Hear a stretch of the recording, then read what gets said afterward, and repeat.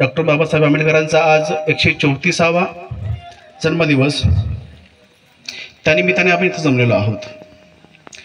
तर आपण हे जे महापुरुषांचे जयंती साजरी करतो, काही कार्यक्रम घेत असतो, त्याचा उद्देश पण सांगितलेला आहे। तसं प्रत्येकाचा उद्देश वेगळा असू शकतो।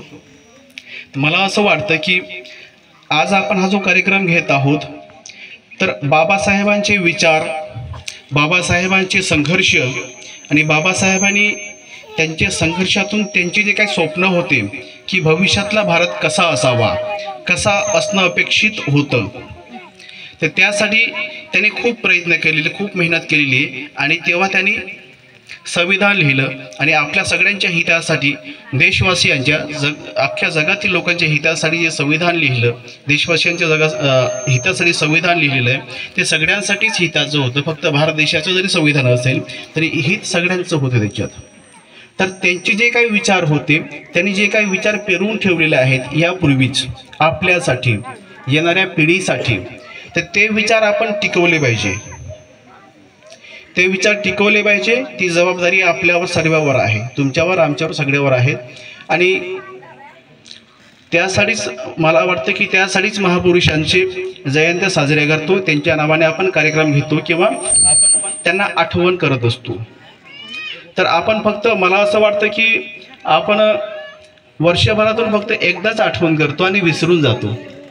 तर सर्वांना माझी विनंती असणार की तसं न करता सर्वांनी जे चांगले विचार आहेत, जे थोर पुरुषांचे चांगले विचार आहेत, ते आपण सतत आपल्या डोक्यात ठेवावे, आपल्या विचारात आपण ते सुद्धा उतरवावं आणि आपण त्या विचारावर चालावं, जेणेकरून आपल्या मुलांचं किंवा आपल्या आजूबाजूचे जे लोक आहेत सगळ्यांचा विकास होईल, सगळ्यांचं भलं होणार। त्यासाठी सर्वांना विनंती आहे की सर्वांनी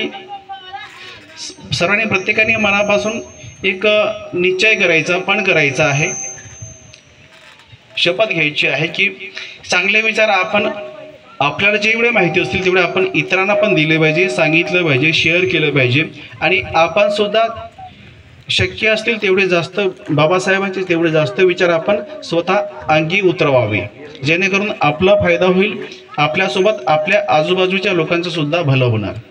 तेव्हा कुठे जाऊन बाबासाहेबांची जयंती साजरी करतो ह्याचा उद्देश सिद्ध होईल असं मला वाटतं।